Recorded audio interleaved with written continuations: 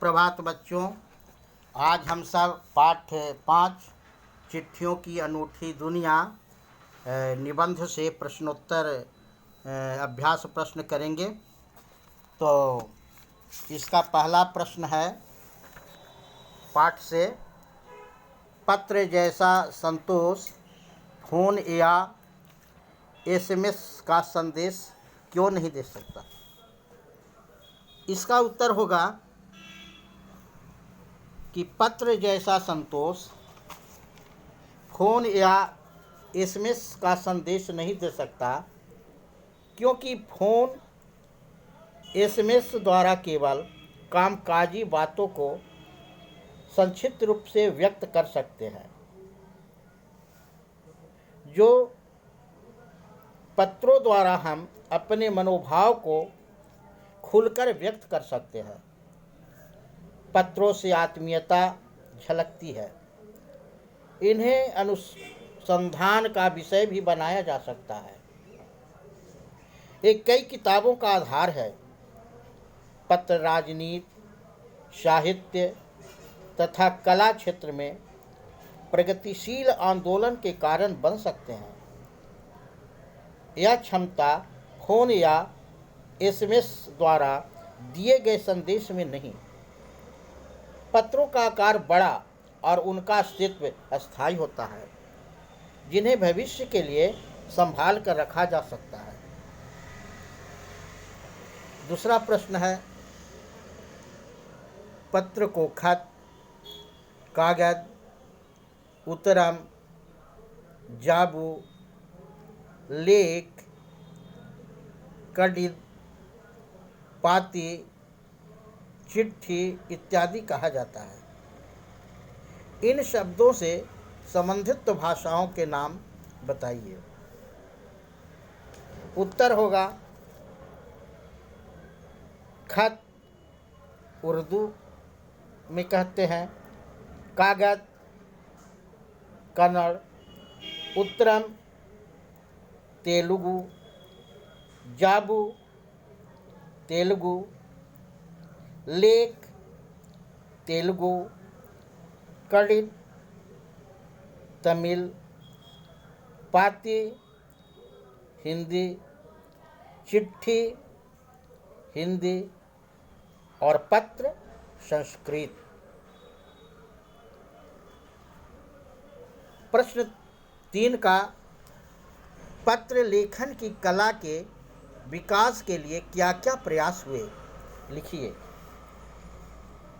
विद्यार्थियों, इसका उत्तर होगा, पत्र लेखन की कला को विकसित करने के लिए दुनिया के सभी देशों द्वारा पाठ्यक्रमों में पत्र लेखन का विषय शामिल किया गया है। विश्व डाक संघ की ओर से सन 1972 से 16 वर्ष से कम आयु वर्ग के बच्चों के लिए पत्र लेखन प्रतियोगिता आयोजित करने के लिए कार्यक्रम शुरू किया गया है। क्वेश्चन नंबर 4, पत्र धरोहर हो सकते हैं, लेकिन एसएमएस क्यों नहीं? तर्क सहित अपना विचार लिखिए। बच्चों, इसका उत्तर होगा, पत्र व्यक्ति की स्वयं ही हस्तलिपि में होते हैं, जो कि प्रियजन को अत्यधिक संवेदित करते हैं। हम जितने चाहें उतने पत्रों को धरोहर के रूप में समेट कर रख सकते हैं, जबकि एसएमएस को मोबाइल में सहेज कर रखने की क्षमता ज़्यादा समय तक नहीं होती है। एसएमएस को जल्दी ही भुला दिया जाता है। पत्र देश, काल, समाज को जानने का साधन रहा है। दुनिया के तमाम संग्रहालयों में जानी मानी हस्तियों के पत्रों का अनूठा संकलन भी है।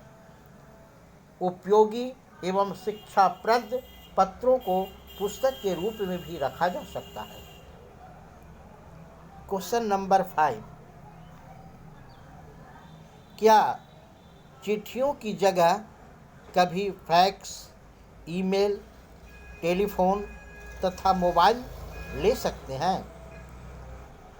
विद्यार्थियों, इसका उत्तर होगा पत्रों का चलन न कभी कम हुआ था और न कभी कम होगा। चिट्ठियों की जगह कोई नहीं ले सकता है। पत्र लेखन एक साहित्यिक कला है, परंतु फैक्स, ईमेल, टेलीफोन तथा मोबाइल जैसे तकनीकी माध्यम केवल कामकाज के क्षेत्र में महत्वपूर्ण है। आज ये आवश्यकताओं में आते हैं, फिर भी ये पत्र का स्थान नहीं ले सकते।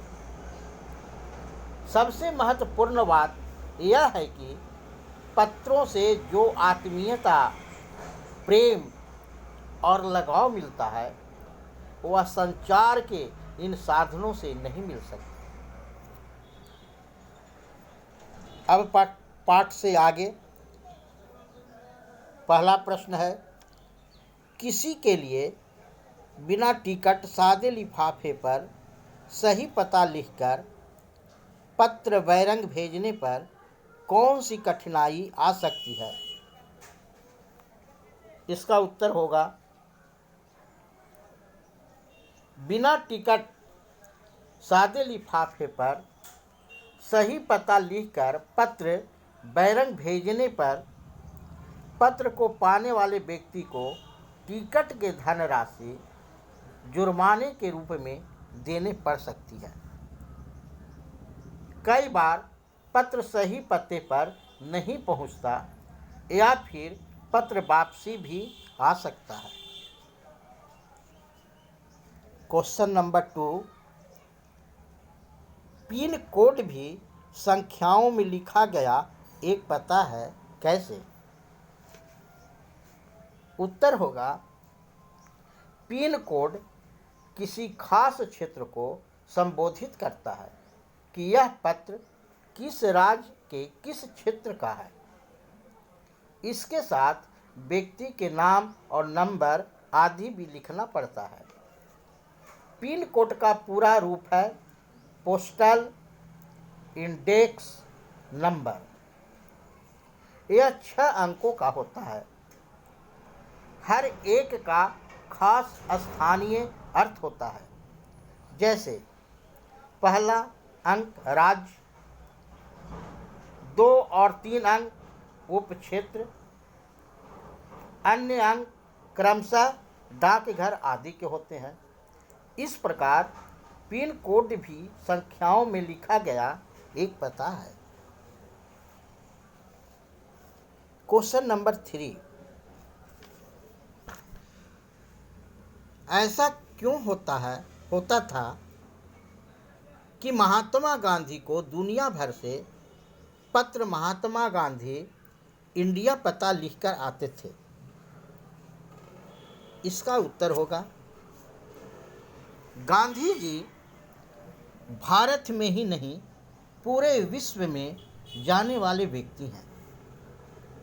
उन्हें दुनिया भर से पत्र महात्मा गांधी इंडिया पता लिखकर आते थे,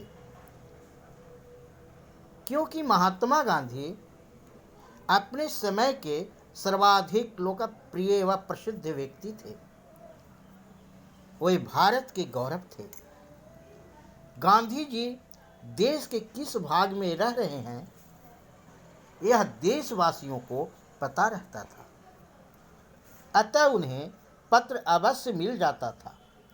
वे किसी एक परिवार या स्थान के न होकर पूरे भारत के प्रतिनिधि थे। इसलिए कई लोग महात्मा गांधी इंडिया लिखकर उन्हें पत्र भेज दिया करते थे। और अब हम लोग भाषा की बात देखेंगे।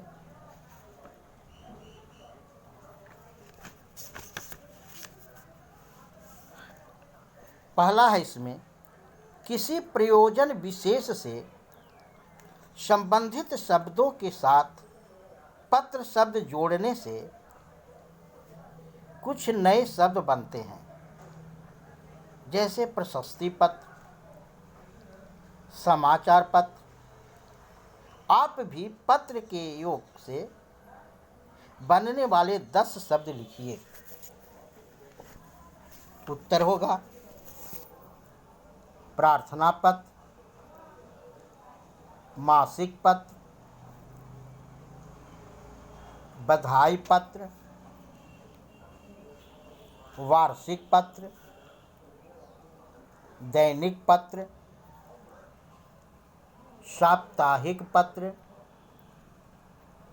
पाक्षिक पत्र, सरकारी पत्र, साहित्यिक पत्र, निमंत्रण पत्र। क्वेश्चन 2, व्यापारिक शब्द व्यापार के साथ ईक प्रत्यय के योग से बना है। ईक प्रत्यय के योग से बनने वाले शब्दों को अपनी पाठ्य पुस्तक से खोजकर लिखिए। ईक प्रत्यय के योग से बहुत सारे शब्द बन सकते हैं, जैसे स्वाभाविक, साहित्यिक, व्यावसायिक, दैनिक, प्राकृतिक, जैविक, प्रारंभिक, पौराणिक, ऐतिहासिक, सांस्कृतिक इत्यादि। क्वेश्चन नंबर 3, दो स्वरों के मेल से होने वाले परिवर्तन को स्वर संधि कहते हैं। जैसे रविंद्र, रवि जोड़ इंद्र। इन संधि में ई और ई बराबर ई हुई है, इसे दीर्घ संधि कहते हैं। जब दो समान स्वर आपस में मिलकर जब दीर्घ हो जाते हैं तो दीर्घ संधि कहलाते हैं। दीर्घ स्वर संधि के आगे उदाहरण दिए गए हैं। ऐसे मुख्य रूप से स्वर के 5 भेद होते हैं: दीर्घ, गुण, अवृद्धि, यण और अयादि। ह्रस्व या दीर्घ अ, ई, उ के बाद जब ह्रस्व या दीर्घ अ, ई, उ आ जाए तो ये आपस में क्रमशः मिलकर दीर्घ आ, ई, उ हो जाते हैं। इसका एक बहुत अच्छा सूत्र है, अकः सवर्णे दीर्घ। जब दो समान स्वर आपस में मिलकर दीर्घ हो जाते हैं तो दीर्घ संधि कहलाते हैं। जैसे संग्रह जोड़ आलय, संग्रहालय, महाजोड़ आत्मा, महात्मा। इस तरह के बहुत सारे संधि हो सकते हैं। हिम जोड़ आलय, हिमालय, देव जोड़ आलय, देव। उदयाचल, दीपावली, धर्मांध, रामावतार, दशानन, वृक्षारोपण, हिमालय, हिमाचल, शब्दार्थ, शरणामृत, बहुत सारे हो सकते हैं। धन्यवाद। और अब अगली वीडियो में